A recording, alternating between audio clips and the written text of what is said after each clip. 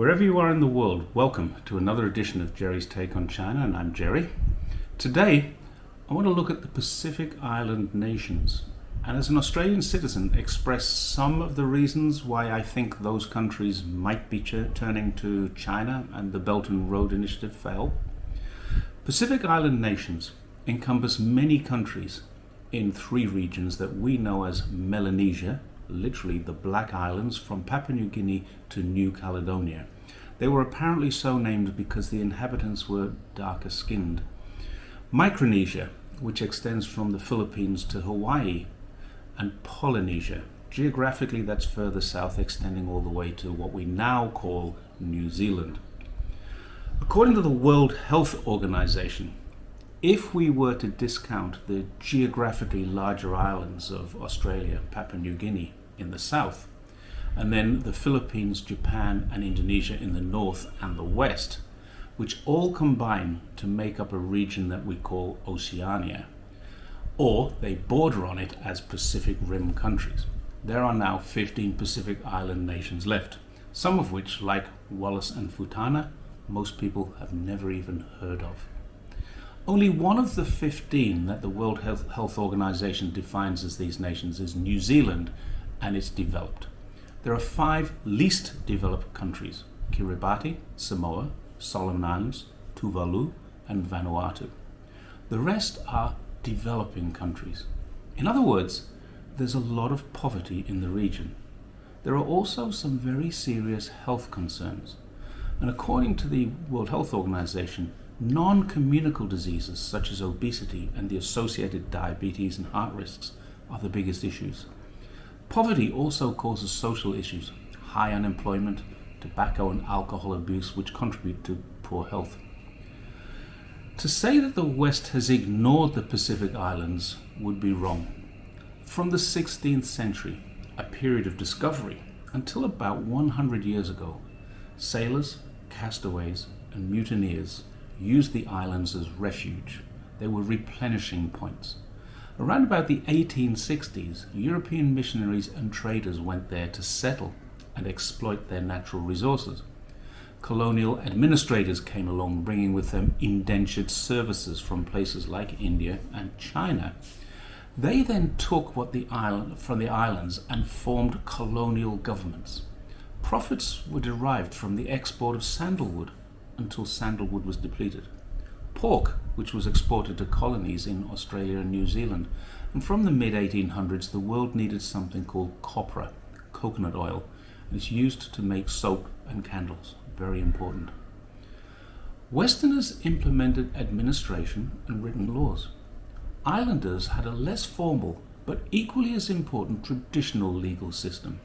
Land and property ownership wasn't part of the islanders' way of life, so of course disputes arose, skirmishes occurred, and people died, all because colonizers needed land for their coconuts, sugarcane farms, and because of a civil war in America, cotton plantations.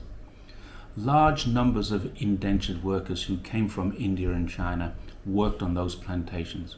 At the same time, equally large numbers of islanders were shipped to Australia as virtual slave laborers known as the Kanakas.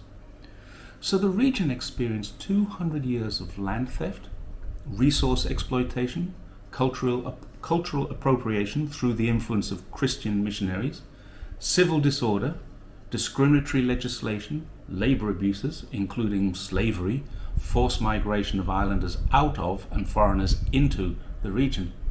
Some might say that the region couldn't have been treated much worse, but they'd be wrong. When peace finally arrived after the Second World War, it was the time for the region to start recovering.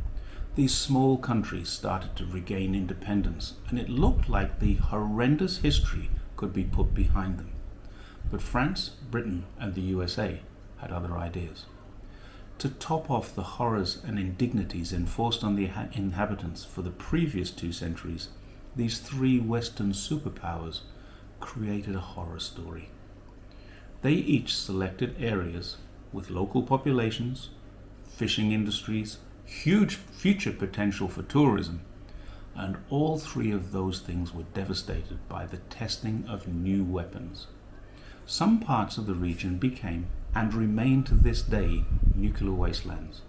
From 1946 to 1958, the US exploded 67 nuclear bombs on islands such as Kiribati, Bikini Atoll, Enewetak, and as well as several bombs simply dropped into the Pacific Ocean to see what would happen. The French focused on Mororawa Atoll, and that became too contaminated for crew safety, so they moved to a place called Fangatofa Atoll. The United Kingdom used Kiribati's islands too, before focusing on Australia's deserts for their tests, and then the Montebello Islands. Some of the waste sites left pose very severe risks. Nuclear waste storage dumps are deteriorating and are likely to leak materials with, according to an Australian ABC report, a half-life of over 24,000 years. The peoples of these nations in the region have many reasons to disassociate themselves from their colonial history, and for the last 40 years, since the last of the nuclear tests in the region, have been attempting to do that. More recently, both the Solomon Islands and Kiribati have taken steps to align themselves with China to take advantage of favourable trade deals brought by the Belt and Road Initiative. These do come with certain security commitments too, and that's what worries the West. In a recent frenzy created by Washington to offset this so-called Beijing influence, and presumably by way of apology for 200 years of mistreatment and neglect, President Biden has hastily convened a Pacific Island country summit. The Solomon Islands has not seen an American diplomat since 1993, but is suddenly inundated with them. And a promise by the USA to open an embassy it closed in 1993. Secretary Blinken also made the first visit by a Secretary of State to Fiji, one of the larger nations this year. That was the first visit by a Secretary of State since 1985. Promises have been made of a new embassy in each of the Kingdom of Tonga and the Republic of Kiribati, as well as an increase in the number of diplomatic staff to the region. The Solomon Islands, for example, will get 2 new State Department staff plus 5 local employees. The Biden administration also crafted a new strategy in late 2021, renaming the wider region as the Indo-Pacific. The opening paragraph of that strategy states, "It will be a free and open region where governments can make their own choices." And this is something the Prime Minister of the Solomon Islands, Manasseh Damukana Sogavare, stated was done when his democratically elected government made a democratic decision to align with China in a security and trade agreement. There is, of course, Western aid to the region. The Marshall Islands, for example, the nation where many of the nuclear tests took place, has a US military base which props up the economy. The US State Department has provided $800 million in aid subsidies and financial support since 2004. This equates to 70% of the nation's GDP. And it may seem like a lot, it's about the same as policing New York City for less than a month. Guam survives economically because it is a military outpost of US forces. The US may claim some degree of success, but their hoped-for conclusive victory in the region is being played up in far more optimistic terms by the Western news. There's a watered-down 11-point declaration which covered important climate and environmental issues. It also covered gender equity and, of course, the condemnation of Russia, but made no specific promises to help anyone in the Pacific. The people of the Pacific Island countries are looking to their leaders for better options. Generations of poverty, subjugation, and abuse from the Western world, increasing risks of both climate disaster and continuing nuclear waste and health problems, as well as a currently changing world order, have opened an opportunity to China.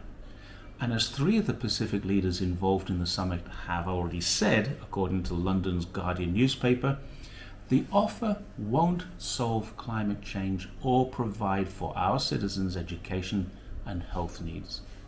It seems to be a case of far too little, far too late from the Western powers. If you have any comments, please feel free to leave them. Please feel free to share and subscribe, because that's how my messages about China get out and about. And thanks very much once again for listening to Jerry's Take on China.